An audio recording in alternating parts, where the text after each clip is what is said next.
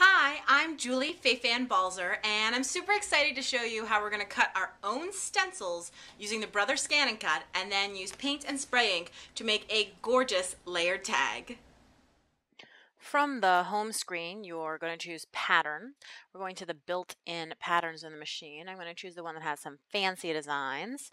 And, you can go through these designs to the second screen, see all the ones that they have to offer. The one that I'm going to go for is the one that looks like a big fern or leaves, whatever you want to call it. And I'm going to resize that so it's the smallest that it will go. And once I've done that, I'm going to hit OK. And I see my design. I'm going to hit OK again. And then from that screen, what I'm going to do is I'm going to say that I want to have 6 of them. So I just increase the number to 6 and I hit set and then my 6 appear. Then I'm going to hit add, go back, and I'm going to add 6 more. But before I add these, I'm going to actually change the direction. So I'm going to hit 90-degree turn twice. So it's actually 180 degrees. Okay. Set, and then you can see that they're added right there. Now, of course, I want to move them around, so I'm going to select the ones that I want to move because I want to line them up a little bit closer to each other, and then I can drag them, or what you'll see in fast forward is I'm actually going to be using the arrow keys to move them and adjust them so they're exactly how I want. Once they're exactly as I want, I'm going to choose save because I want to save the design for later. Why do the work more than once? You know what I mean? Save it into the machine. And once it's saved, I'm going to be told by the machine exactly what it's saved under, and I'm ready to do the next design. So I hit the home button, I delete all patterns, I go back to pattern. This time I'm going to the second screen of patterns, choose the one with a little girl. And you can see there's so many different designs to choose from. So on the third screen, what I'm going to choose is there's one that looks like a bunch of flowers in a pot. And I'm going to resize it once again to the smallest possible size. And once I've done that, you'll see it's 1.8. I'm going to hit OK. And then I'm going to choose a portion of the design I want, which is just E. That's just the one little flower part. Hit OK. And then I know I want 3 rows of 6, so I'm going to choose 18 altogether. Let the machine lay those out. So I'm going to hit Set. And you'll see that it'll come up. Now I need to move it so that it's 3 rows of 6. So I'm going to select the 6 that are over to the right by again going in and selecting the section that I want to move. And once those are highlighted, then it's easy enough for me to drag and drop them exactly where I want. And I can work them around until I like it. I'm going to save it into the machine. And then just one little note. I'm working with stencil film today, and it can be hard for the machine, for the scan and cut, to see the stencil film because it's mostly transparent. So I'm just taking a permanent black marker and I'm just going right around the edges. It's not going to harm the stencil film in any way, but it's going to make it possible for the machine to easily, for me to see where this is, so that when I place my design on it, I get perfect placement. And again, you can see that like I'm getting some stray marker marks all over it. It doesn't matter. I just need to be able to see this, and that black outline is what helps me do exactly that. So once I've loaded my stencil film up, I'm ready to add my designs. I'm going to go into the saved data, and I'm going to go ahead and choose that first little leaf pattern that we did. And once it appears, I know that I need to drag it out of the way. So I'm going to go ahead and select all and then move it out of the way so that I can put the second pattern down. So I'm going to hit OK. And OK, and then add, and then I'm going to go back and grab that second pattern. And you can see when it comes up that it comes up in exactly the same place that the leaves would have been. So now that it's all arranged, I'm ready to feed this stencil sheet into the machine. It's going to scan it, and there you can see that black outline is helping me to see exactly where everything is. So now I'm ready to make my adjustments and to move first the little set of sort of tulip shapes exactly where I want them on the stencil plastic. Thank goodness I did that black outline so I can see what I'm doing. And then I'm going to go ahead and I'm going to move the leaves where I want to see them. And I'll just simply drag them on up so that they're just Exactly right. So once everything is arranged to my liking, then I am completely ready to move on to hit OK and OK again. And I'm ready to start cutting. So I'll choose cut when the menu comes up, and we're going to cut and fast forward, and you can see how quickly it goes. This stencil film is very thin, so my machine is set to a 5. I probably could have gotten away with a 4. You'll have to see what your stencil material is made of. And then I'm ready to release it from the machine. And once it's released, I can pull up and see what I have. And it pulls up very easily. I've got this fantastic stencil that I'm super excited about. I think it looks really great. You can see it a little bit better against a darker background, which is what I've shown you here. So we're ready to get to work. I have my newly cut stencil here, so I'm just going to go ahead and cut these two different parts of the stencil apart. And then I'll cut this little bit off, and I could certainly cut a third stencil from that as well. Nothing goes to waste. So the first thing I'm going to do is, I think, let's get some leaves on here. And I'm going to be using, I have a little bit of gesso that I've put out here, and I have a cosmetic sponge. And I'm just dabbing off the sponge because I don't want too much paint on there. And I'm going to go ahead now and just gently dab up and down, up and down, up and down. And this is going to be very white on white. And you're going to be thinking that nothing is going to happen. But don't worry, it'll all come clear very soon.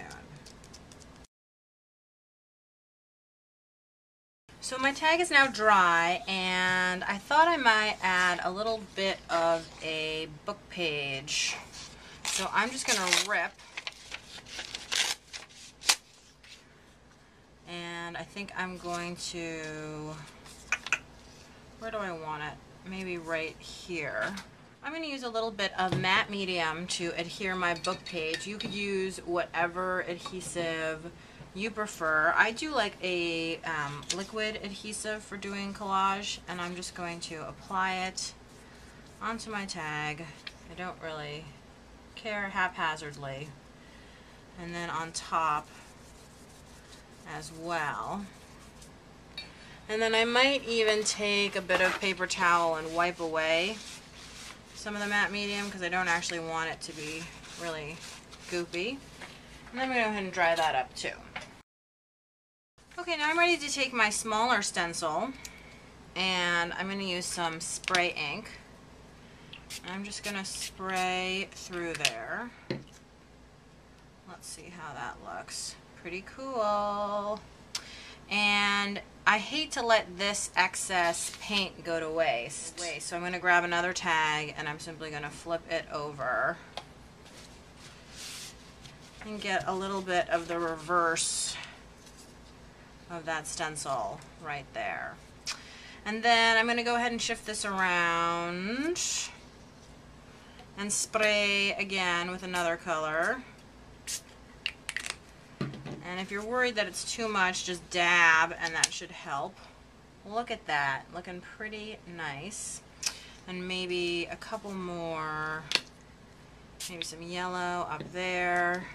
Don't let that ink go to waste. Flip it over on your other tag. I like to work on several surfaces at the same time because I think, you know, you just get something more interesting when you do that.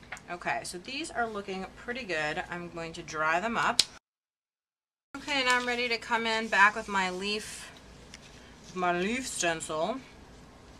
And I'm going to go for some green.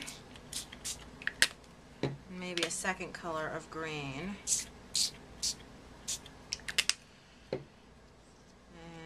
And maybe even flip that over on the other side.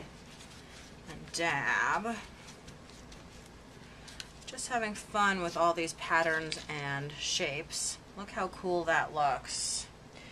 And then I like to dry that all up because I think drying between layers is really important. And I'm going to go back to this stencil and back into my gesso and the sponge. And I'm just going to dab some on down here. And I'm going to pick up some of the color from the stencil, and some of the spray ink is going to come right up also through that gesso. just adding some more little details wherever I feel like they're warranted. And again, continuing to dry between layers to make sure everything is just how I want it. And now I think I'm going to go a little bit crazy. I'm going to spray right up at the top here in a concentrated way. And then I'm going to tip my tag, maybe put a piece of paper towel here. And it's going to run right down. And I can do that again with another color. And have it drip right down. I like the way that the drips look.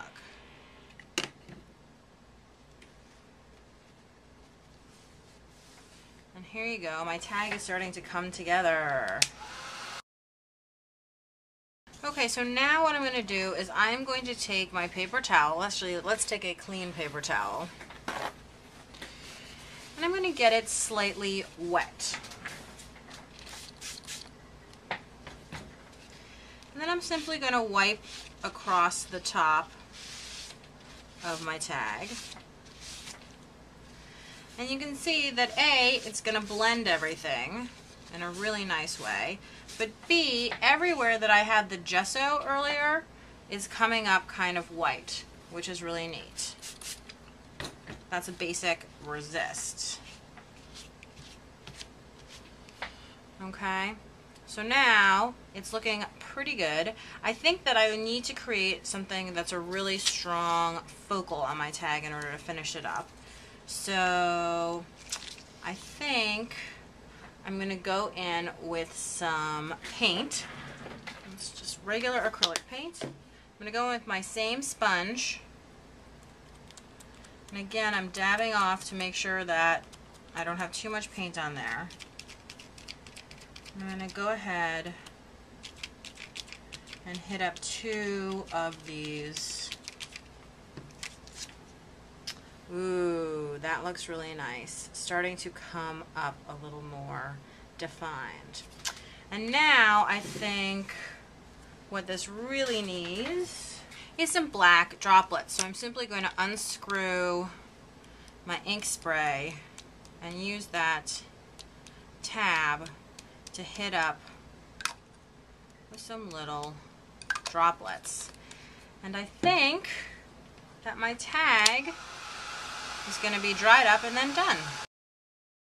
So here's my beautiful finished art tag, and I happen to also have this other tag which I've started, which I could now get into, add some more stuff to, and make into something fabulous too. So, you know, nothing ever gets wasted, but I love the way that this turned out. So simple, so easy, with 2 little stencils that I made by myself. Thanks so much for joining me. If you'd like more information, please visit my blog at balzerdesigns.typepad.com, and you can also find out more about the Brothers Scan and Cut at scanandcut.com.